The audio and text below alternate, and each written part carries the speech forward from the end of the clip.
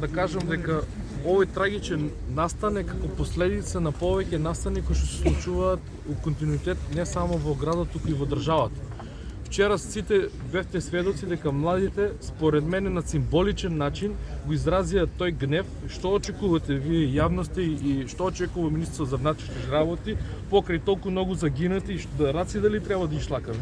Значи тие отидоа каменува дивоградба во центарот на градот. Идете, ве повикувам новинарите да снимате во центарот на градот, сите тие гостителски објекти се дивоградби како што беше и дискотеката.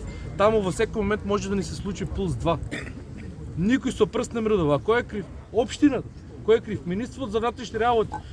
Мора да се каже со име и презиме секој кој што носи титула и кој што е крив. Ние кои што успеавме да преживееме во дискотеката. Доколку седеме тука, останува да гинеме секој ден. Гинеме од нечист воздух, гинеме од несериозни институции, гинеме од корупција, гинеме од секаков вид на нефункционалност кој што ни го продуцираат самите чинители, самите носители на тие институции. Секој од нас е дел од системот, нормално. Меѓутоа мора да се каже со име и презиме чија е одговорност.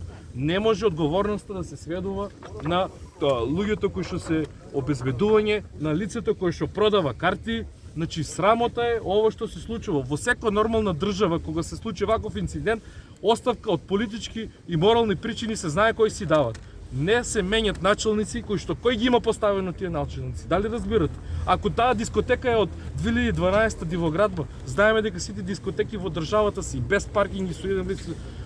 Денески изгорела дискотека, утре ќе горат градинки и школи доколку се продолжи вака. За да го смениме системот, мора луѓето кои што се во системот да преземат одговорност.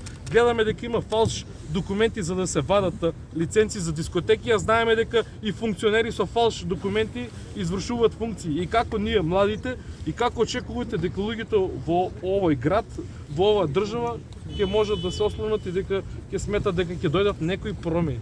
За жал, искрено, два пати како независи советник бев советник во оваа општина и се борев за градот, меѓутоа веќе со гадење можам да кажам дека мојата перспектива не се гледа во кочина. Представете се, ве молам. Венко Крстевски.